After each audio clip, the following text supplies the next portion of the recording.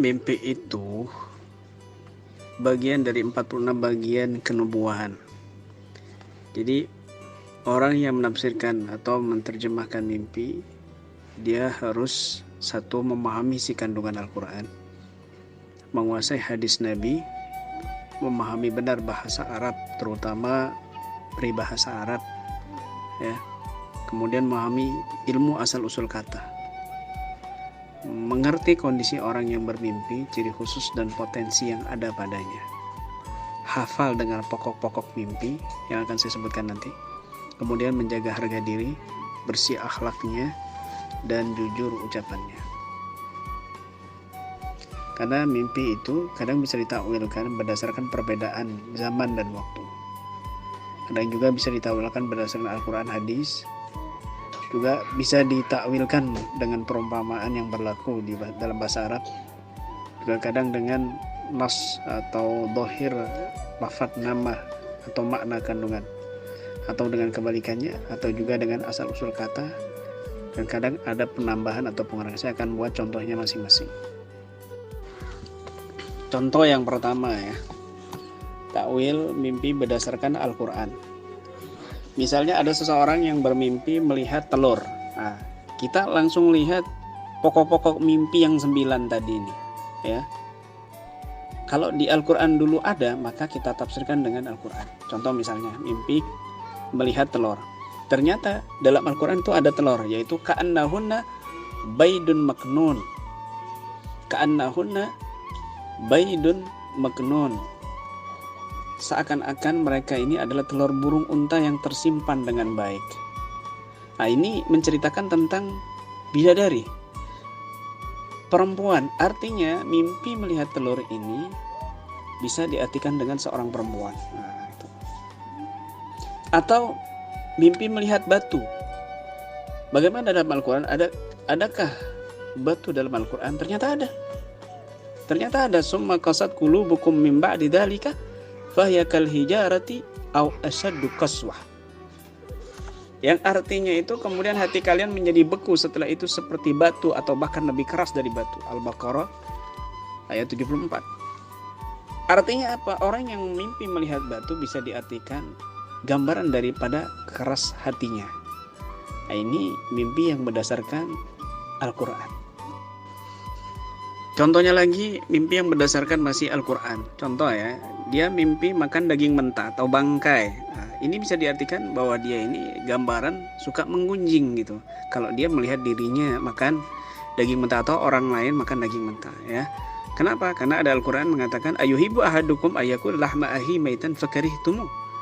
Maukah salah seorang kamu menyantap daging bangkai saudaramu sendiri? Tentu saja kalian tidak suka menyantapnya. Al-Hujurat 12. Atau juga dia mimpi melihat kunci. Ini bisa diartikan harta kekayaan. Kenapa? Karena ada Al-Quran mengatakan wa atainahu minal kunuzi ma inna mafatihahu latanu bil usbati ulil quwwati.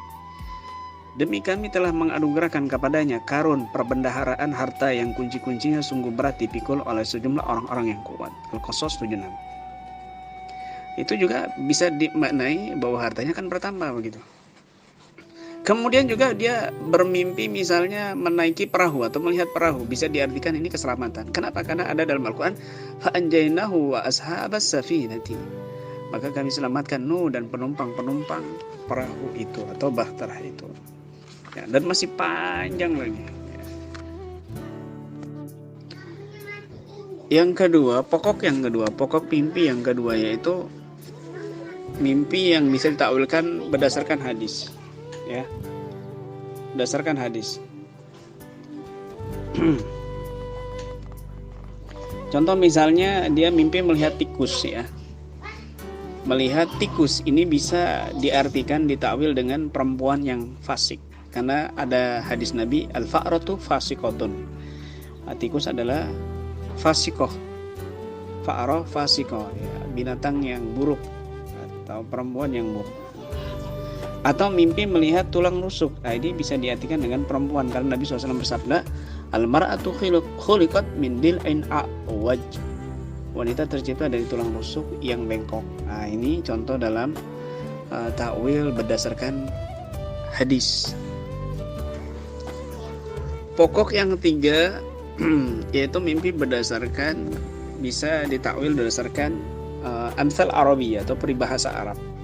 Contoh misalnya dia bermimpi mencuci tangannya dengan sabun. Ini dalam bahasa Arab itu ada peribahasa Arab, ghasaltu yadi bil asnani angka. Ghasaltu yadi bil asnani angka itu artinya aku mencuci tanganku dengan sabun darimu. Ini kias, majas, yang artinya itu dia berputus asa dari sesuatu. Berputus asa dari sesuatu. Artinya berputus asa dari kebaikanmu. Begitu. Atau dia melihat domba jantan, domba jantan, maka ini bisa diartikan juga pemimpin yang kuat di kaumnya, karena ada peribahasa Arab huwa kabsu qaumihi, dia adalah domba jantan kaumnya, artinya seorang pemimpin yang kuat, ya. Atau juga peribahasa lainnya, mimpi tangannya panjang. Ini bisa diartikan bahwa perbuatannya baik, karena ada peribahasa mengatakan hadza atwal minka yadan aubaan, orang ini lebih panjang tangannya darimu, artinya banyak kebaikannya atau banyak pembicaraannya juga, begitu ya. Atau pokok yang keempat bisa diartikan mimpinya berdasarkan makna bohir lafadz namanya. Contoh, ada seorang bernama namanya Fadil, dia mimpi cerita dengan kita. Ini mana yang tepat tafsir mimpinya? Kita lihat dengan Quran, hadis, peribahasa dan lain sebagainya, namanya Fadil dan lain sebagainya, maka itu bisa diartikan keutamaan. Atau namanya Rashid misalnya, ya, maka bisa diartikan mimpinya dengan kecerdasan. Atau namanya Salim misalnya, maka bisa diartikan dengan keselamatan dan semisalnya. Kemudian pokok yang kelima bisa diartikan juga dengan kandungan namanya, makna batin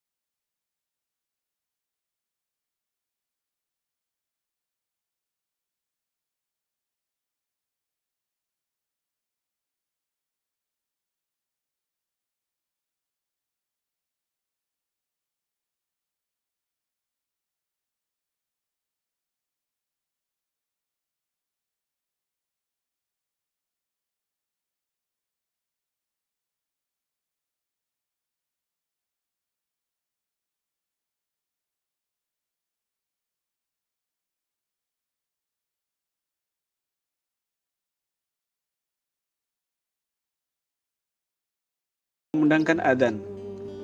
Maka Syekh Muhammad bin Sirin ini seorang pakar tafsir mimpi awal-awal, dia menjawab kedua tanganmu akan dipotong. Nggak lama ketika itu ada juga orang datang kepadanya dia dan berkata, "Wahai Syekh, aku bermimpi juga bermimpi adzan." Maka beliau menjawab, "Engkau akan melaksanakan haji." Dan orang-orang yang ada di situ yang menyaksikan itu semuanya heran dan bertanya kepada sang Syekh, apa perbedaan keduanya padahal mimpi kedua orang itu sama? Maka beliau menjawab, yang pertama aku lihat ada kejelekan pada dirinya, maka mimpinya aku tafsirkan berdasarkan ayat summa adzana muadzinun ayyatuhal iru innakum lasarikun. Kemudian berteriaklah seseorang yang menyerukan, hai kafilah, sesungguhnya kamu adalah orang-orang yang mencuri. Summa adzana muadzinun. Nah, ini kan bisa diartikan kemudian adzanlah seorang adzan. Nah, ini juga bercerita tentang kafilah yang mencuri, yaitu tentang Nabi Yusuf. Kemudian melihat pada mimpi orang yang kedua tadi ada tanda kebaikan, maka bisa ditafsirkan dengan ayat yang lain yang sama kosakatanya, lafadz adzan juga, yaitu wa'adzin, dan adzanlah finnas kepada manusia bil haji, untuk mengerjakan haji, dan umumkanlah kepada manusia untuk mengerjakan haji. Maka terjadilah persis seperti yang ditafsirkan Syekh Muhammad bin Sirin, yang satunya di penjara, yang satunya melaksanakan haji. Kemudian pokok yang ke-9 yaitu takwil berdasarkan perbedaan waktu. Jadi ini juga perlu diperhatikan juga, mimpinya jam berapa, saat apa. Kan ada waktu-waktu yang memang mimpi itu bisa shodiko, bisa jujur benar kenyataannya. Bisa juga perbuatan setan atau jin, apalagi orang yang sedang disihir. Perbedaan waktu, contoh misalnya dia bermimpi mengendarai gajah. Ini kalau mimpinya di malam hari, ini artinya dia akan mendapatkan sesuatu yang besar dan manfaat yang sempurna. Kalau mimpinya di siang hari, ini pertanda dia akan menceraikan istrinya. Nah, ini adalah perbedaan-perbedaan waktu. Nah, 9 pokok ini perlu kita pahami, dan nanti ada rumusan lainnya yang juga akan bisa melengkapi semua makna tadi itu dengan mudah. Bahkan kalau ada orang ngomong, saya mimpi ini, kita bisa tahu, oh di dalam mimpi kamu ada kamu nggak nyebutkan itu ya, ada kurangnya, di dalam mimpi kamu kentut. Loh, kok kamu bisa tahu? Nah, ini ada rumusan-rumusannya. Jadi sebenarnya bagi yang menguasai tafsir mimpi, takbir mimpi, kita bisa membedakan orang ini betul bermimpi atau bukan, atau cuma sekedar karangan. Nah, ini tidak asing dan tidak bingung bagi orang yang sudah menguasai tafsir mimpi. Dan ilmu mimpi ini juga bisa berkaitan dengan masalah sukma ya, masalah sukma. Dan juga mimpi ini juga kan juga bagian daripada cara mendeteksi orang ini ada gangguan medis ataukah non medis. Kan salah satunya ada 4 gejala. Dengan mengetahui 4 gejala orang ini terindikasi gangguan non medis. Salah satu yang keempat, gejala yang keempat adalah mimpi mus'ijah ya, al-ahlam mus'ijah, mimpi buruk. Ini juga bab tafsir mimpi yang harus kita pahami. Karena mimpi ini juga berkaitan dengan sukma. Karena sukma itu adalah ruh yakba yang mengalami semua kejadian di dimensi mimpi. Dan Allah berfirman dalam Al-Quran, Allah yatawaffal anfusa hina mautiha wallati lam tamut fi manamiha fayumsiku allati qada 'alaiha al-mauta wa yursilu al-ukhra ila ajalin musamma inna fi dzalika laayati liqaumin yatafakkarun. Ya, sebagian ulama ya, ba'dul mufassirin itu menafsirkan bahwa yang ditahan dan dikembalikan oleh Allah itu adalah orang yang hidup saat tidurnya. Ajalah orang yang sudah berakhir seperti yang ditetapkan, maka Allah menahan roh itu di sisinya dan tidak mengembalikannya ke jasadnya. Ada juga yang menafsirkan ba'dul mufassirin bahwasanya yang bahwa orang ini bisa bertemu dengan ruh orang yang sudah meninggal dalam mimpinya. Orang yang masih hidup ya, ruh yakdonya itu bisa kembali kepada jasadnya. Tetapi orang ruh yang sudah meninggal yang dijumpai dalam mimpi orang yang masih hidup itu kembali lagi ke alam barzah. Makanya di sini muncul teknik cara bertemu dengan orang yang sudah meninggal di dalam mimpi kita. Nah, dulu pernah kita terapkan dan kita lakukan teknik di oleh praktisi-praktisi senior di Jakarta. Dan subhanallah berhasil bisa berjumpa dengan ruh orang yang sudah meninggal. Ini ada di dalam kitab-kitab dan bahkan di semua kitab tafsir.